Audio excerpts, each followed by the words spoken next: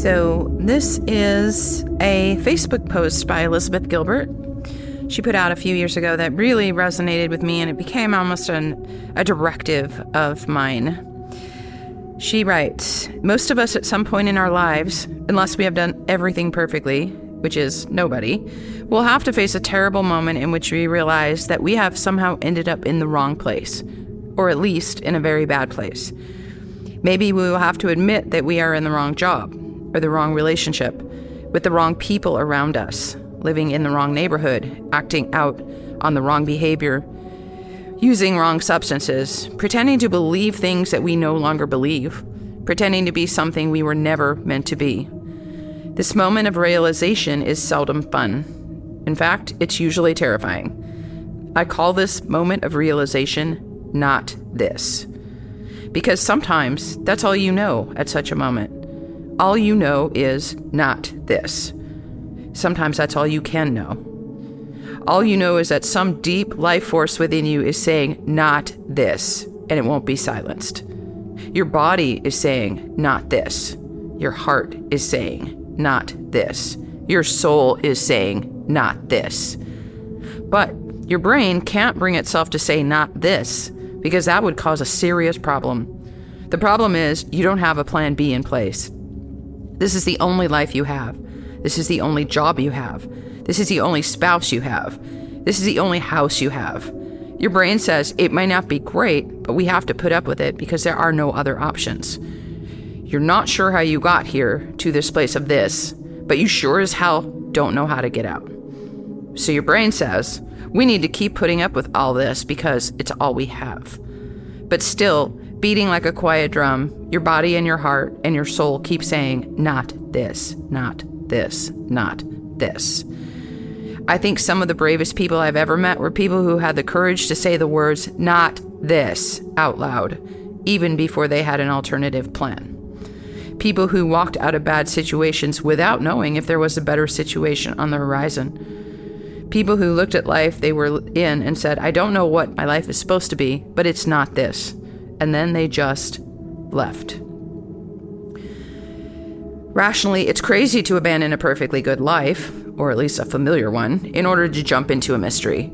No sane person would advise you to make such a leap with no plan B in place. We're supposed to be careful. We're supposed to be prudent.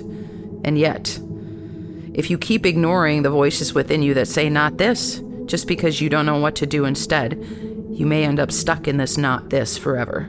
You don't need to know where you are going to admit that where you are standing right now is wrong. The bravest thing to say can be those two words. What comes next? I don't know. You don't know. Nobody knows. It might be worse. It might be better. But whatever it is, it's not this. Onward. Liz Gilbert. I love it.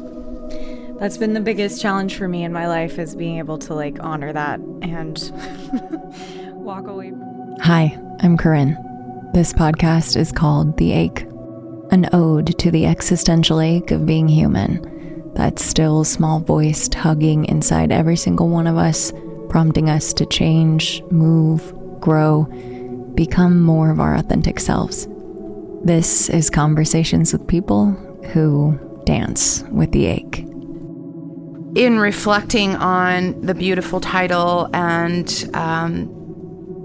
of your podcast, The Ache, the existential draw to be your authentic self, I was thinking about my own life, and it's really felt more like a scavenger hunt for me, some mythological journey where I was snatched in some way and taken to the far reaches of the Neverlands, and then sort of dropped blindfolded and had to find my way home, in quotes, using nothing but my internal homing device. That is the voice of Tana Marie. Tana is a big figure in my life now because I work with her doing myofascial release. She also is a trauma recovery coach and does grief coaching and counseling, as well as other forms of body work, and works with spirit channeling messages. Her work has been integral in my life in healing some long-held injuries that I've had well, not injuries, they're sort of like mysterious body pains that I have had for, over 15 years. And working with her has really changed my life. And the work that she does is incredible. Here's our conversation. So that's been the journey of my ache, Dance with Ache. And then a lot of times it's felt like a war, because trying to stuff myself in some round peg when I was a square, round hole when I was a square peg, just to feed myself, and I was actually sacrificing the call of my soul doing that. And every time I tried to do that, I got physically ill. So for me, it was never a question of settling. I had to keep striving. So I tried to use my head to figure it out. What am I supposed to be when I grow up? And that never worked. I spent, I don't even want to share, decades trying to do that, until I finally realized that I need to stop listening to my head and trying to figure it out and tune inward, tap into my intuition, and get really quiet so I could hear my own voice. So that's been my journey. I feel like some of us came into the world, I think you'll relate to this, with a bigger vision than the container we were born into. Yes. Our family systems, our societal constructs, they felt so threatened by our power and our vision that they try to tame us. They try to silence us. They try to break our spirit.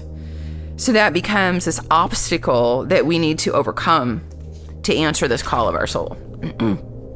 And the beauty of that is that when you make it out finally, that journey becomes a roadmap to free others. And I love the quote by Rumi. He says, the wound is where the light enters. So I feel like a lot of times those of us who were born with this big vision into these small places and found our way out, we need to look to our own trauma and our own life experiences to find our purpose. My mother silenced my voice, and now I'm not only reclaiming my voice, but I'm helping others find theirs. And that is so fulfilling. People have sat with me in my trauma and guided me through my deepest pain. And so now I get to do that for others. And that is amazing.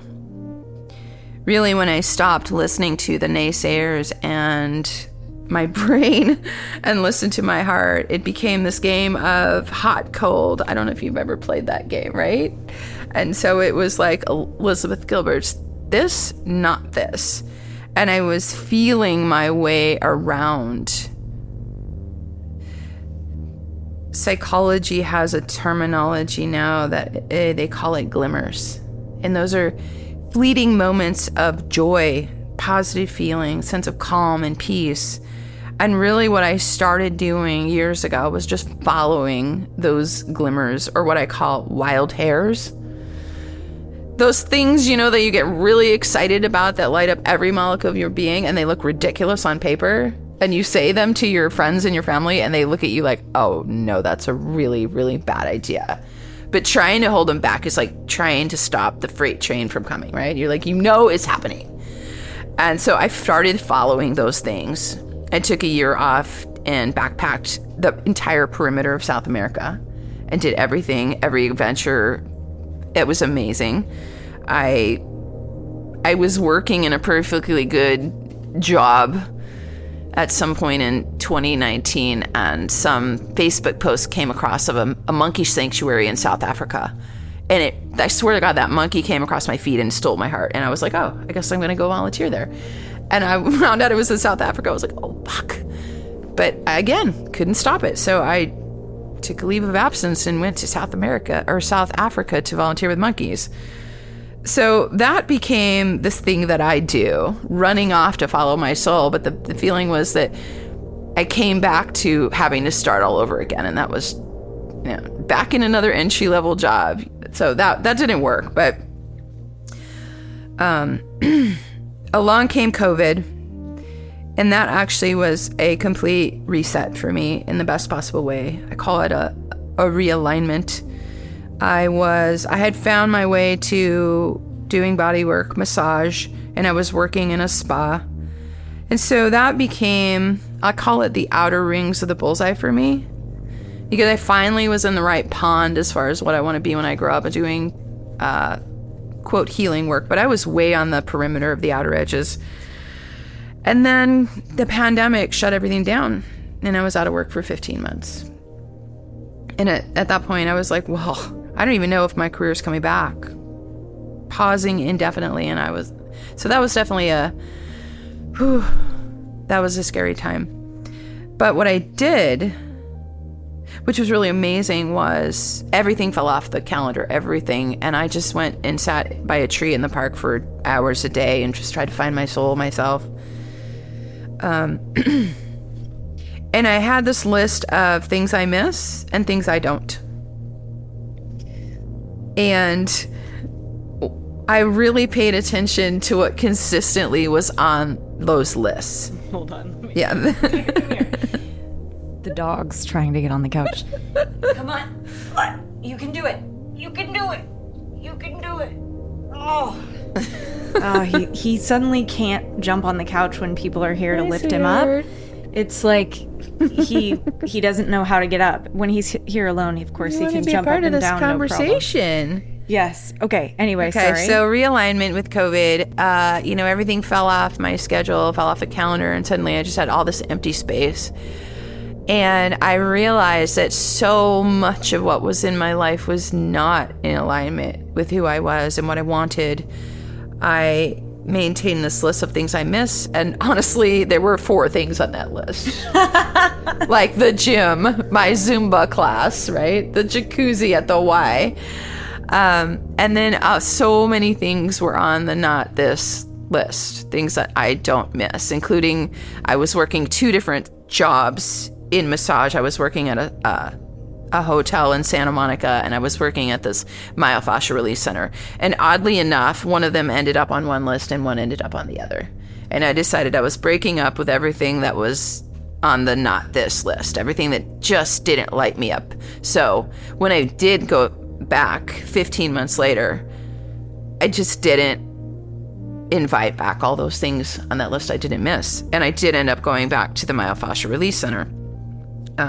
But in between those 15 months, what I did was I followed the little glimmers in my heart that said trauma work. I want to do trauma work. And so I took the extra money that I had from the unemployment and whatnot, and I invested in trainings. And I just found the love of that work.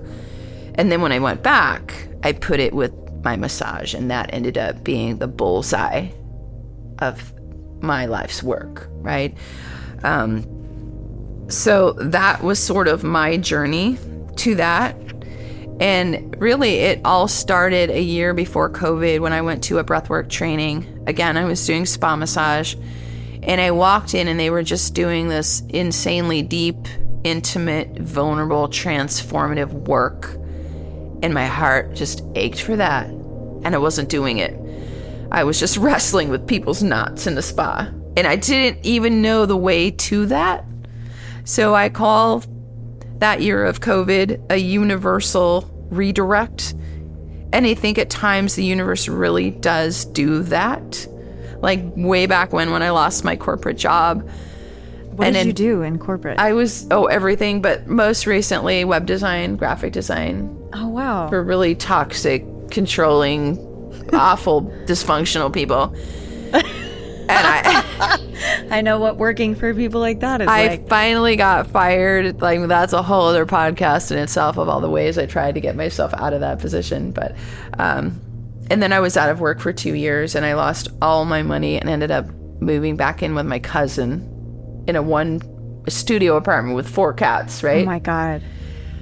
And then looking at jobs that were just, I wanted something that was totally mindless. And so I got a job as a receptionist at massage school. And that's what drew you into learning. That was the universal, intervention. I was like, what's happening here? It was a very conscious woo-woo school, and instead of giving me a raise, they put me through the first class. And so I ended up going to massage school and then getting my first massage job 1 mile from the house that I had to leave when I got fired, which was now an hour and a half away. So I say that just to illustrate that sometimes I feel like the universe has a sense of humor, and sometimes you just don't know where the fuck you are or how to get to where you want to go. And sometimes you just have to trust that there's going to be either some divine intervention, or you already are on this path that's being orchestrated. You just can't see the forest from the trees. And so when I went to that breathwork training in 2019, I felt that was this. That's what I want to do. And I had no idea how to get there. And then COVID and the trauma training. And then finally it came together. And I really did find the work of my soul. So I feel like a lot of times we have to be okay. For me, there was not a path already worn for me. My brother's an astrophysicist. So like, you know, you go to school, you get the degree and you know where you're going. And for me, it just wasn't that. There was no path already there. So I had to blaze a new trail.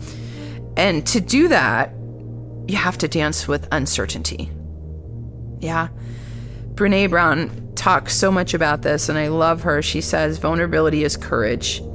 And vulnerability is having the courage to show up and be seen when we can't control the outcome. And that's been the edge that I have to keep going to find my way. And you're a triple Capricorn. Right? No, I'm Virgo, Capricorn, Capricorn. But yeah.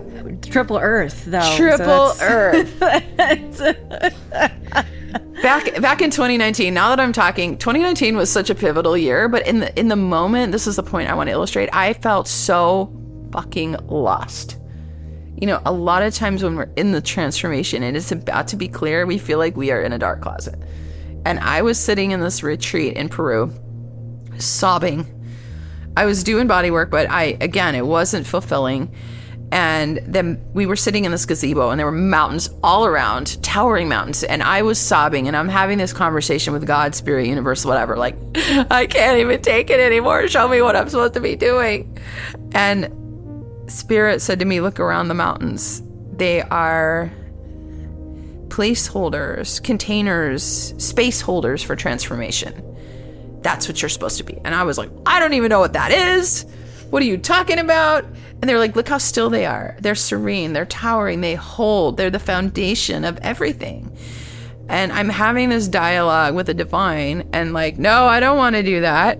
I want to be the fire, the flame, the spark that lights everyone else on fire. And divine was saying to me, no, that's who you are. You're the grounding force. You're the template, the foundation, the space holder.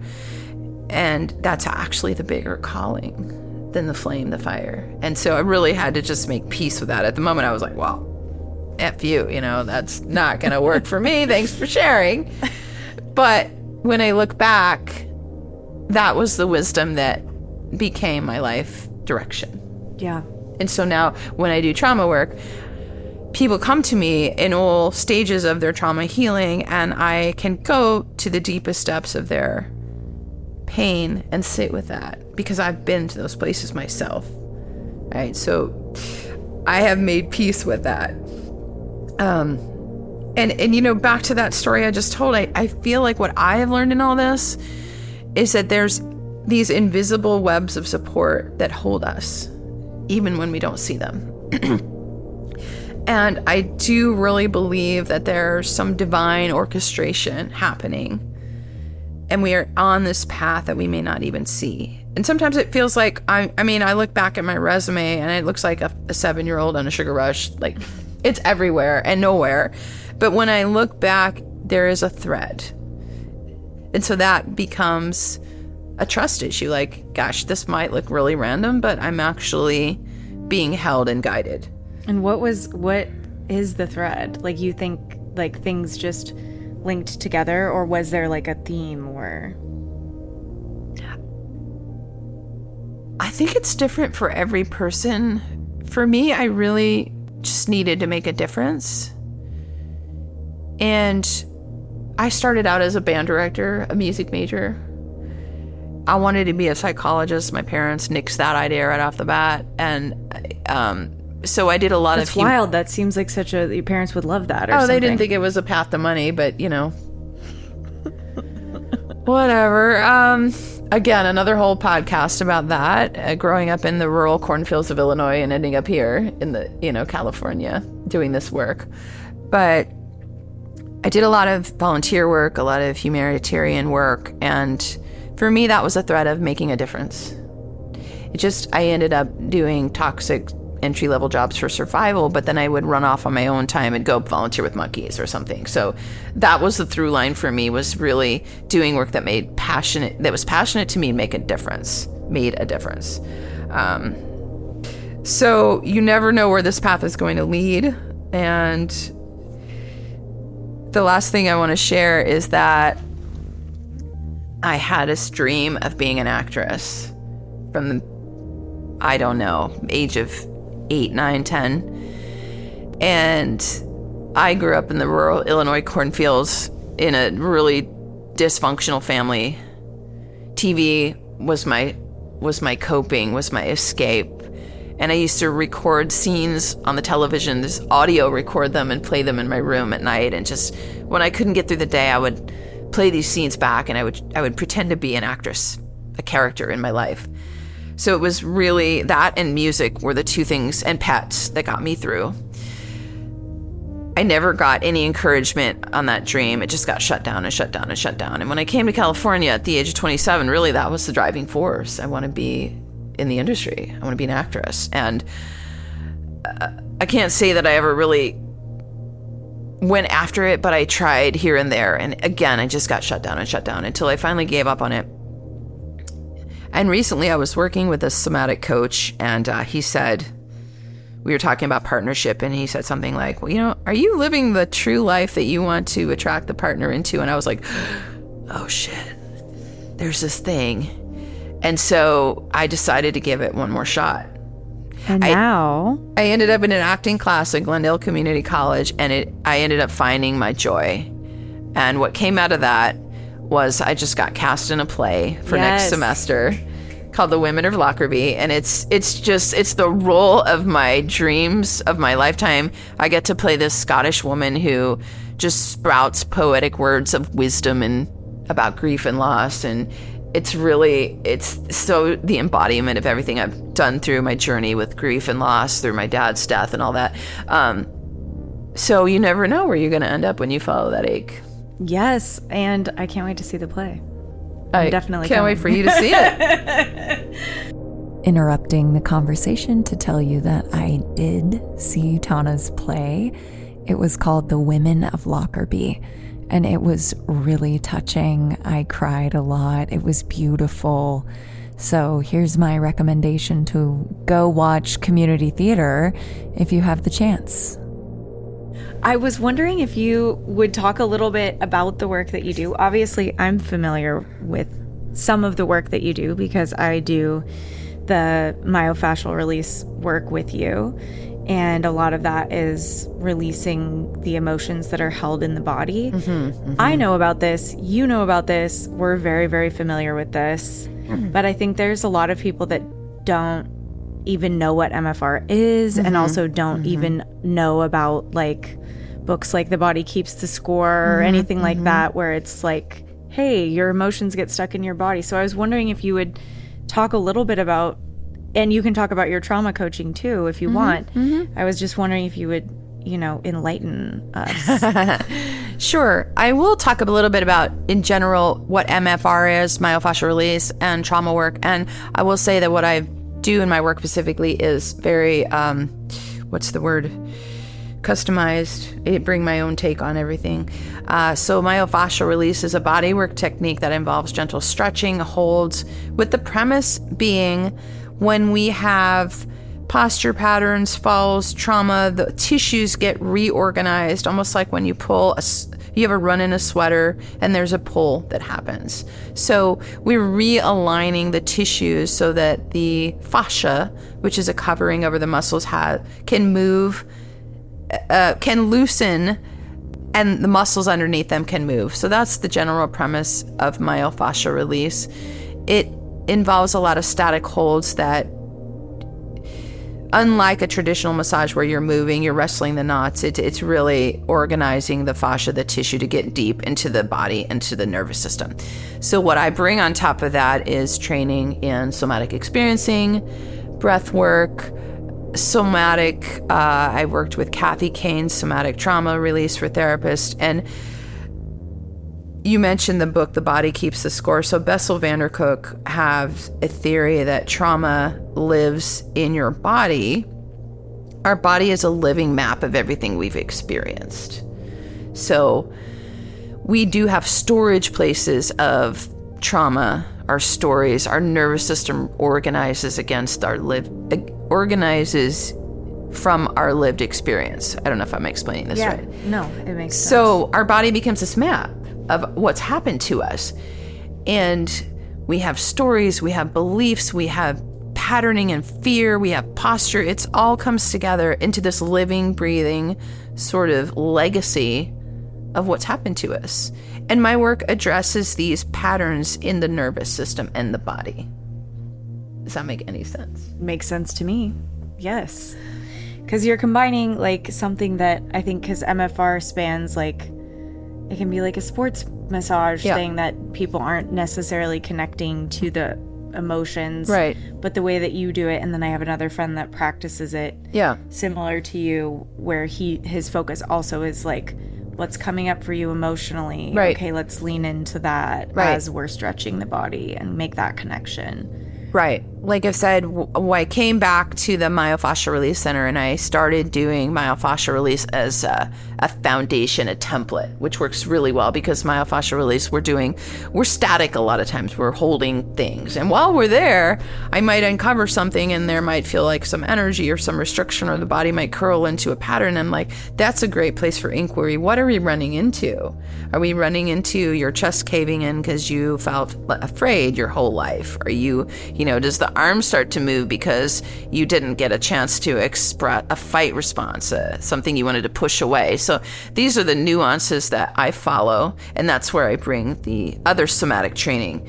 Somatic training specifically is what they call a bottom-up approach. Rather than figuring out what happened, telling the story of it, which is traditional therapy, we're focusing on the body. What are the sensations in the body? How do they come up? Where do they live? Where are they repeating? What impulses got thwarted? And those are what we work with to regulate the nervous system and release a trauma.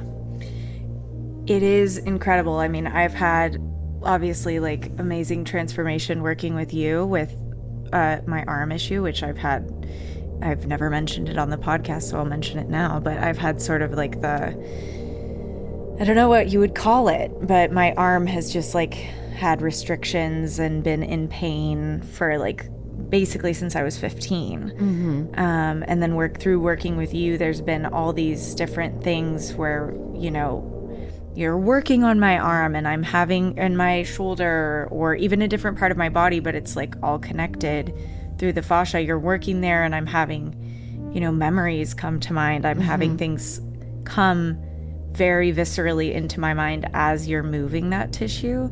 So for me, it's been like a very real experience to be feeling like I am moving things through. Yeah. As we're working with these tissue things that I, haven't thought about in years that are just popping into my mind. Yeah.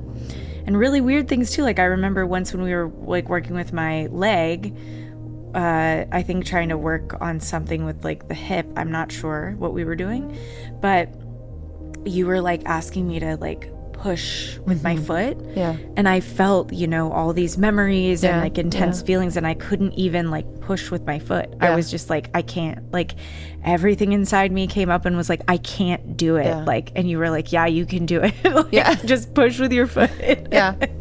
Yeah. And then I did it, and I was like, had so many realizations, like even in moving my body in that way and being like, oh, I can put my foot down. I can like say this is what I want and like make that. But it's amazing, especially after like I grew up going to therapy and like doing a lot of like digging it up and talking about it, which is amazing. But I think that's a necessary part too in some way. But for me now, the somatic way of moving through it, I've had more relief, mentally and physically by doing more of that bottom-up approach. Absolutely. So I was so happy to find you. Likewise. So what you just described is, we call it positional release. Trauma lives in the body, but we uncover it by putting the body back into a position that it was in when something happened that was overwhelming or didn't get completed. So I work with quite a few sexual abuse survivors, and we'll find that maybe there's a part of the body that I touch or a position that they'll be in that they'll get flooded with memories. Trauma is encoded not in the story, but in the sensations of when we experience this. So like you were saying, your arm may have been in a position. Sometimes someone had their arm pulled frequently by, a well-meaning caregiver who just, they didn't get it right. And that arm starts to feel like, oh, that's not my arm. Someone else has got it. So when we put the arm into that position, then all those memories flood. And what becomes available is the opportunity to complete that. Maybe you wanted to push away, maybe you wanted to escape, and maybe you wanted to kick out with your foot. And that becomes a reorganization of the experience, a completion, we say in somatic experiencing. And the somatic part that you described, the bottom up, is just now coming online with the therapy, and I'm so glad that it is. Like, I've had a similar experience to you. I tried the traditional route, and I could loop the therapist into my own story, and they would be crying, and I'd be like, nothing doing. I think it's important to understand the what, where, why, and how, but the healing of it is in the body and the nervous system.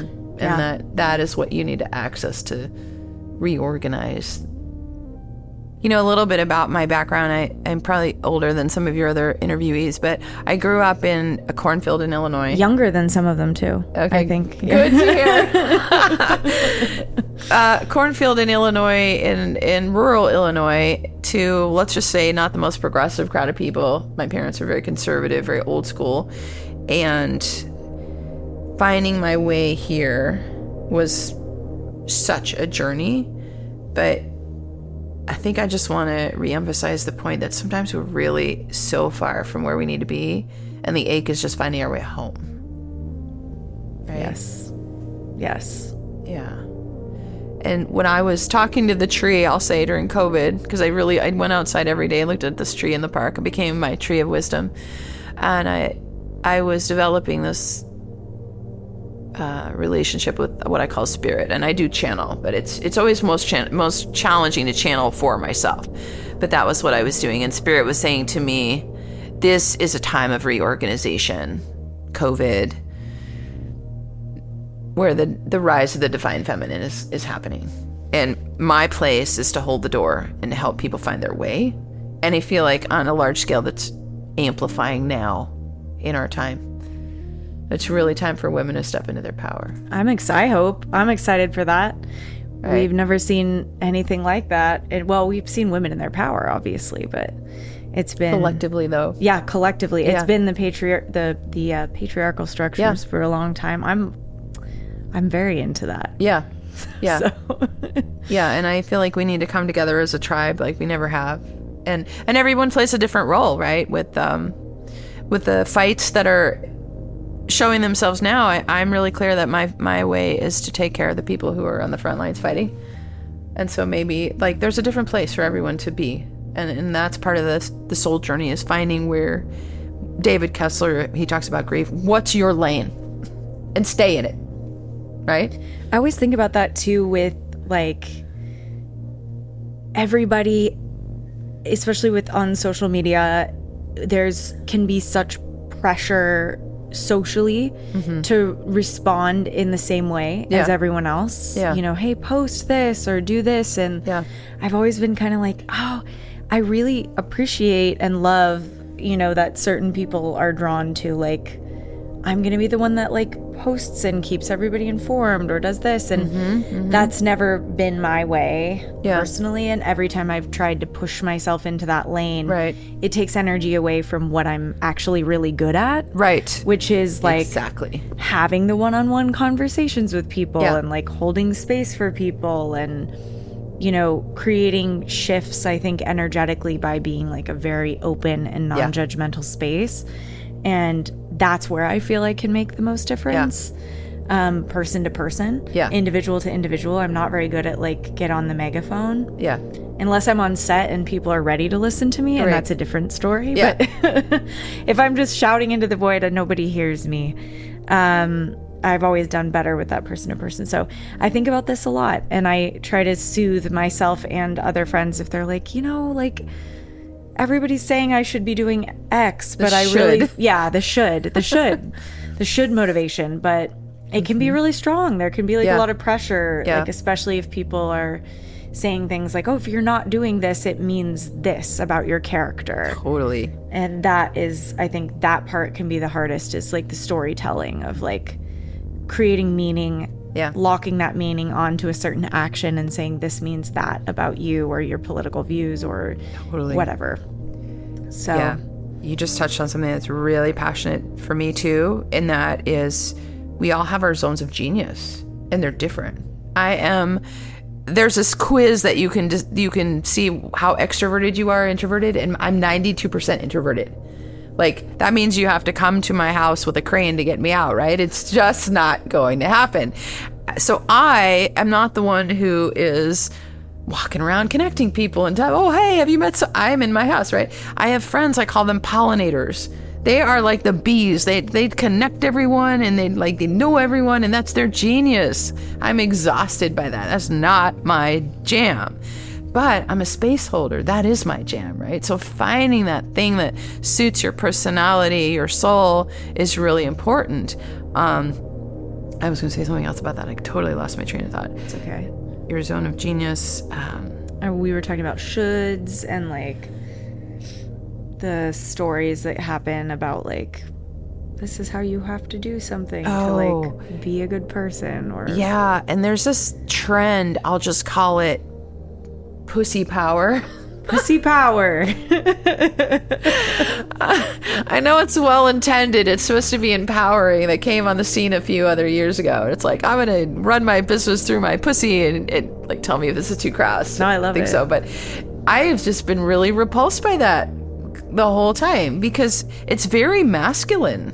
Tell me more. Like, it's very exert yourself. They're kind of meeting the hustle mentality of the masculine. This reminds me of oh my god, it's so good. Britt Marling. Do you know who Britt Marling is? No. Okay, she's a writer, filmmaker, actress. She did this show that I actually think you would love called The OA. I don't know if you've ever heard of The OA. She's the blind girl. I can't remember her character's name.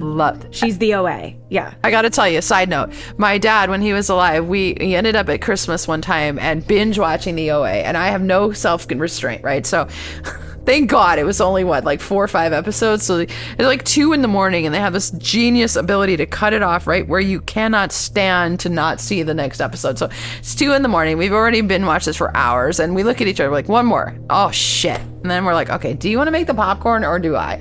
And so we ended up watching almost all of it, go to bed at 3 a.m. We got up at 10 to finish it. It was that riveting. It was so good. So good. It's so good. So she has this article that she wrote. I can't remember who published it, but it was several years back, but it was called something, the title was I don't want to be a strong female lead. Oh, wow. Or something like that. And she was talking about this exact concept where she was like, I don't think what we need to do is to replicate masculine qualities. Right. And then say that's what being a strong woman is. Right. Right? Yes. And so, she was like, oh, we're basically taking these women and putting them into the same role as a man would have played. We're making a female assassin with who never cries and who keeps it together, and she's a strong woman. Right. And I think her point kind of in the article was oh, she's, what we want to do is more makes, or what she was, I don't want to say what we want to do or what we should do, but what she was more interested in was how can I write complex characters that aren't just replicating the traits that we've all been told are the right way to do things, the hustle, like you said, the pussy power, hustle mentality, thing, like, but God bless, like, and that's the thing is that I think is exciting to me also about, like, you know, everything that's happening with like revolutionizing gender and like gender identity and being like, you know what? How about everybody gets to just do what feels right to them? Do you? Instead of being like, okay, now to be a strong woman, I'm going to just hustle and force and push. Right. No, I can maybe do things in a different way that works for me, for my soul. Absolutely. Amen. And I kept seeing all this pussy power stuff and it just really was emasculating the feminine, in my opinion. It was, I can have a business, I'm going to run it 14 hours a day, and I'm going to be a mom too, and I'm going to do everything, and I'm going to pound the pavement, and I'm going to show up in the boardrooms with the men. And I just rejected the whole idea of it. A, because I'm way too lazy for that, but B, just, same. You know, what's come for me is I don't want to fight anymore. I have been a warrior, and you talked about rage a lot. That's, again, podcast number 3 that we could do.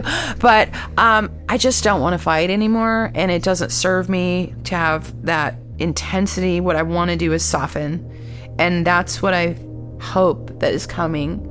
Is the female is going to show up in the archetypal way where and I don't mean this to be sexist, it might sound sexist, but we can be soft, we can be flowing, we can be the creative, the visuals, the idea people, and we don't have to show up with that male grit. Does that make any sense? Yeah, of course. And so instead of hustle, my word is align. Love that. Yeah. Love that. I'm not going to go pound the pavement. I'm going to find the things that align with my soul, and that's where I'm going to be. And I'm going to show up in places where I'm respected and cherished, not places where I have to fight for my worth. That's very much the train that I've been on too. I've just been like, because I was someone that had that grit, that rage, that hustle for like a long time. And you're in the industry. It's sort of you kind of have to. It's expected. Yeah, in a certain way. It's like, oh, well, if you want to be in this business. Yeah. But I don't know. I do believe that if people are allowed, regardless of gender, like allowed to be whatever version of themselves is most natural, and if we don't immediately assign meaning to, oh, well, you must be weak because you can't stand a 16-hour day. Or no, maybe that person's actually really, what's the word I'm trying to say? Maybe they're an efficient person that just gets their work done in shorter periods of time. And maybe there's other people that like actually do really well, like working long hours. And like, again, regardless, like woman, man, whatever, like, I think when we talk about these things, where my head goes to is I'm like, yeah, I think the feminine, quote unquote, feminine traits, the softness, the align instead of hustle, like you said, I think that gives space for people of any gender, women or men, to also step, or non-binary, whatever, to step into that energy if they want. If they see people in power, people in positions of, you know, highlighted positions, being able to achieve things that way, I think then more people can go in that direction. And then the people that still want to hustle and do it that way can do it that way. 100%. I'm working with a few men right now, and it just, it hurts my heart. But we're working on with these beautiful conscious men about how do I be soft, or how do, you know, how do I be a strong man without being threatened? We put men in such a box, right? You got to be strong, but not too strong because you're intimidating, and just really owning your own self rather than what you said on the one edict of how you're supposed to be. You know, I have a corporate friend, a woman friend who's a corporate lawyer. Man, she loves that hustle. That works for her. She's in the office 12 hours a day because she loves it. God bless you, right?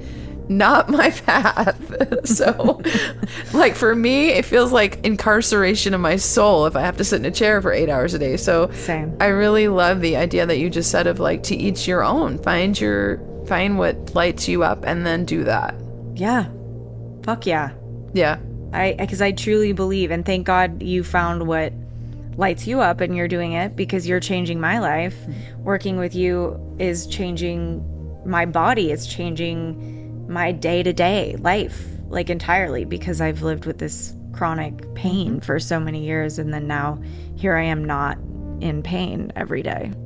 it's a journey. We still have more to do, I think, on it, but Thank you. And then I just want to point out that here you are as a voice plate, and you're paying it forward, and so on and so on and so on. It's like that's how we change the world, by having these interactions with each other that are empowering. Absolutely. I hope so. Okay, that feels like a good place to stop. What do you think? Awesome. Okay. Enjoyed it. Boom. Wait. Oh. Thank you for listening to The Ache. This podcast is produced by myself, Corrin Evans, and Alexis Murphy. All the music you hear is original compositions by my friend Peter Colombo. All other pertinent information will be linked in the show notes, and thank you for listening.